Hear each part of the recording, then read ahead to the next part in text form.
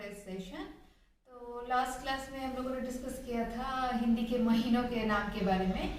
तो आज मैं स्टार्ट करती हूँ महीनों के नाम। जैसा कि हम लोग जनवरी फरवरी तो कह देते हैं, तो इंग्लिश में जैसा होता है हिंदी में भी हम लिखते उसे जरूर हैं, जनवरी फरवरी मार्च, लेकिन वो हिंदी का महीना नहीं होता। तो आइए मैं आज आप उसके मतलब जनवरी फरवरी लिखते हुए हिंदी के महीने कैसे आते हैं वो मैं आपको बताऊंगी। जैसे अगर हम जनवरी से स्टार्ट करते हैं, नहीं, मुझे हिंदी के फर्स्ट महीनों के नाम से स्टार्ट करना होगा। फर्स्ट हिंदी का महीना होता है चैत्र। ये चैत्र जो है ना हमारे मार्च अप्रैल से आता है।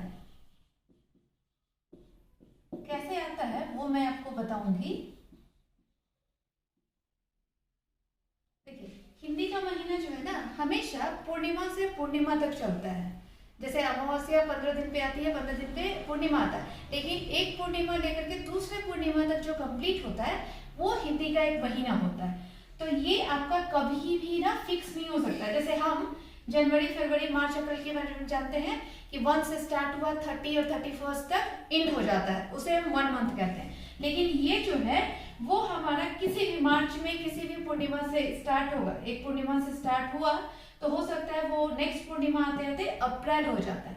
तो वो तब जाकर के एक महीना कंप्लीट होता है जिसे हम चैत्र मास कहते हैं, और हिंदी में हम इसे मास कहते हैं। सेकेंड वन हो गया आपका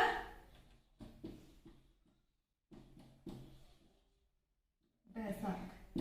बैसाख जो होता है वो अप्रैल से मई तक चलता है। तो ये बैसाख मास हो गया। इसे हम ज्येष्ठ मास कहते हैं। नेक्स्ट वन जो बैसाख के बाद आता है वो हमारा होता है मई के पूर्णिमा से लेकर जून का पूर्णिमा तक। फोर्थ वन है आषाढ़ मास, जो हमारा जून के पूर्णिमा से शुरू होकर के जुलाई तक आता है। फिफ्थ वन है सावन, जिसे श्रावण भी कहा जाता है, जो कि हमारे जुलाई से शुरू होकर के अगस्त तक जाता है। जैसे नेक्स्ट मंथ में हमारा रक्षाबंधन आने वाला है।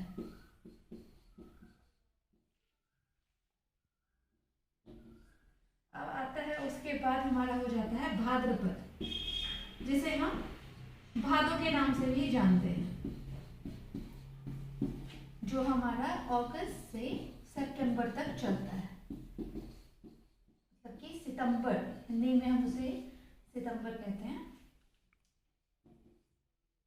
बाद में आता है आश्विन मास, जब हमारा दशहरा होता है, दुर्गा पूजा, जो कि सितंबर से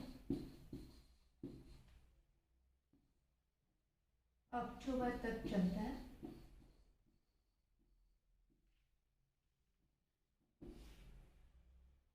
अश्विन के बाद होता है कार्तिक मास, जिसमें दीपावली आती है हमारी।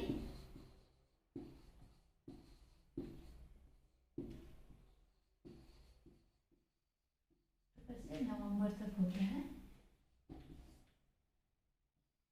कार्तिक के बाद आता है मार्गशीर्ष, और कहीं कहीं नॉर्थ इंडिया में उसे अगहन के नाम से भी जानते हैं। अगहन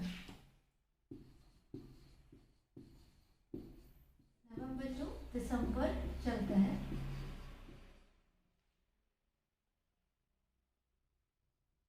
नेक्स्ट वन होता है पौष।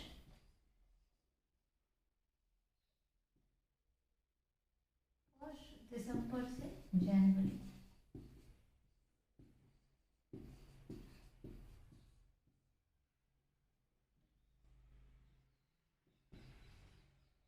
माघ, माघ हमारा जनवरी टू फरवरी चलता है।